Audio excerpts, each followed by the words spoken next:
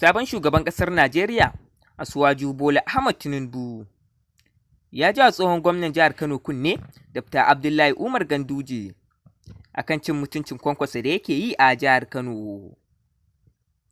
Masu sauraronmu, sai ku gyara zama ku kuma biyo mu zuwa ƙarshen wannan shirin, domin jin irin abin da Bola Ahmad Tinubu ya ce.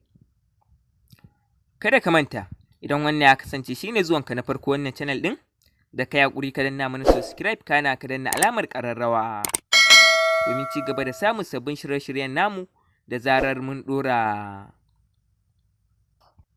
A jiya, Asuwaju Bola Ahmad Tinubu ya sauka a jihar Kano daga jirgi, inda ya ce a kira masa tsohon gwamnan jihar Kano Ganduje. Sai dai kuma bayan Ganduje ya je yana murna, ya zata ko wani mukamin za a bashi. Kai tsaye Tinubu ya miƙe, ya je ya ja kunnen shi, ya mummurɗa shi, sannan kuma ya ƙara ce mai, lallai duk ranar da ya ƙara zagin Kwankwaso ko kuma ya masa wani abin, to haƙiƙa sai ya sa hukumar EFCC sun kama shi. Ƙarshe dai ya ƙarasa rayuwar shi a gidan ɗan kande. Tabbas bayan Ganduje ya ji abin da sabon shugaban ƙasa Bola Ahmad Tinubu yake cewa, hankalin shi ya yi matuƙar ɗugunzuma, domin kuwa ya ce in Allah ya yarda babu abin da zai ƙara wa Kwankwaso a jihar Kano, sai dai ma ya ce ya fatan addu'ar Allah ya sa su rabu lafiya.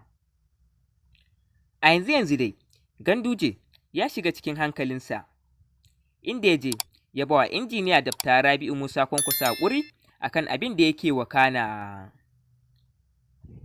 Masu sauraronmu, kaɗan daga cikin jigon rahotannin namu na yau kenan. Duka a nan ne muka kawo ƙarshen wannan shirin.